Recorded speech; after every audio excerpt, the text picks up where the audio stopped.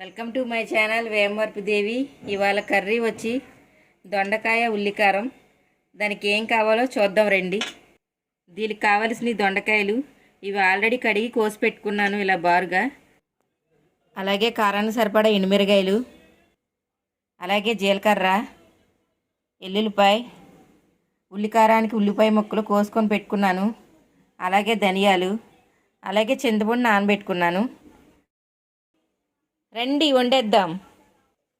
ముందుగా గ్యాస్ వెలిగించుకుందాం. సరిపడా గిన్నె పెట్టుకుందాం. మన సరిపడా నూనె పోసుకుందాం. ఇవి వేయించుకోవడానికి కాబట్టి కొద్దిగా వేసుకుంటున్నాను నేను. నూనె అయితే కాగిపోయింది. ఇందులో జీలకర్ర అయితే వేగిపోయింది. ఇందులోనే ధనియాలు,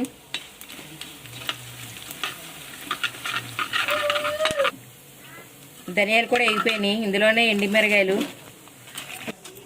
ఇవి కూడా వేగిపోయినాయి. ఇందులోనే కోసి పెట్టుకుని ఉల్లిపాయ ముక్కలు వేసేసుకుందాం.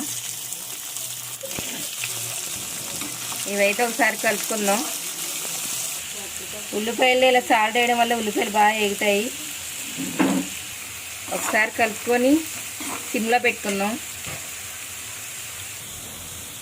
ఇవైతే వేగుతున్నాయి. ఇవి ఇలా వేగాలి. అంతకుముందు దొండకాయ మెంతిపత్తి చేశాను. ఒకసారి వీడియో చూడండి మా ఛానల్లోకి వెళ్ళి. నచ్చితే లైక్ చేయండి. మళ్ళీ ఇలా చేస్తున్నాను దొండకాయతో. ఇది కూడా నచ్చుద్ది అనుకుంటున్నాను మీకు.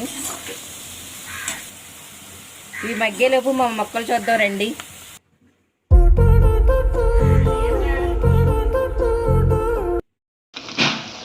ఉల్లిపాయలు అయితే వేగిపోయినాయి. చూసారా, ఇలాగే ఉండాలి. ఇవైతే ఈవినిగా మనం మిక్సీ జార్లో తీసుకుందాం.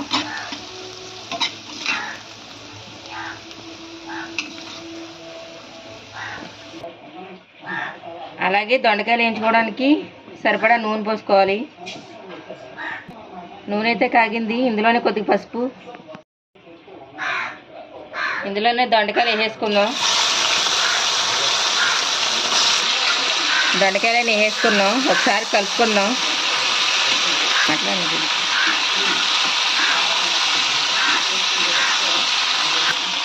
సరిపడా సాల్ట్ వేసుకుందాం. సాల్ట్ వేసుకున్నాక ఒకసారి కలుపుకుందాం. పెద్ద మంట మీద పెట్టుకొని మనం మూత పెట్టేసుకుందాం. ఇలా దొండకాయలు మగ్గుతాయి. దొండకాయలు ఒకసారి కలుపుకొని దీనికి సరిపడా మూత పెట్టుకుందాం. ఇలా మిక్సీ పట్టుకుందాం రండి. ముందుగా చూపించిన ఎల్లుల్లిపాయ రబ్బలు ఇందులో వేసేసుకుందాం.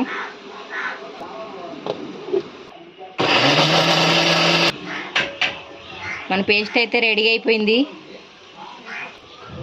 మూత పెట్టిన దొండకాయలు ఒకసారి చూసుకుందాం. దొండకాయలు అయితే వేగుతున్నాయి. దొండకాయలు అయితే మగ్గుతున్నాయి. ఇందులోనే కరివేపాకు వేసుకుందాం.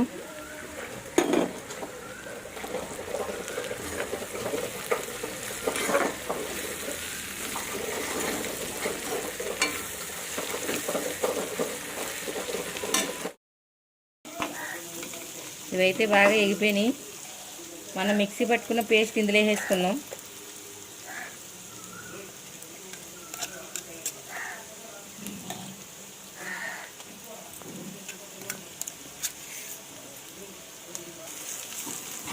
మిక్సీలో వేసుకున్నాక ఒకసారి కలుపుకుందాం.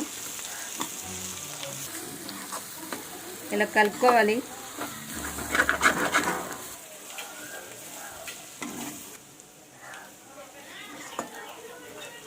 ఉల్లికారం వేసాం. ఒక 5 నిమిషాల పాటు వేగనివ్వాలి. మనం కలుపుకోవడం అయిపోయింది. ఇందులోనే చింతపండు పులుసు తీసుకున్నాను కదా, దాన్ని వేసేసుకుందాం.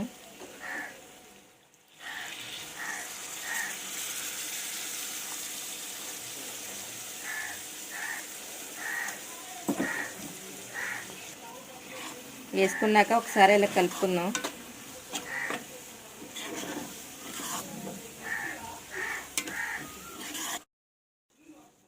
కలుపుకున్నాం. స్టవ్ అనేది సిమ్లో పెట్టేసుకుందాం. ఇది ఆయిల్ బయటకు వచ్చేదాకా ఉంచుకుందాం. మన కర్రీ అయితే రెడీ అయిపోయింది. ఇలా నూనె అనేది బయటికి రావాలి. చూసారా ఎలా వచ్చిందో. ఇక ఈ వీడియో నచ్చితే లైక్ చేయండి, షేర్ చేయండి. మరిన్ని వీడియోల కోసం చూడండి. Bye friends.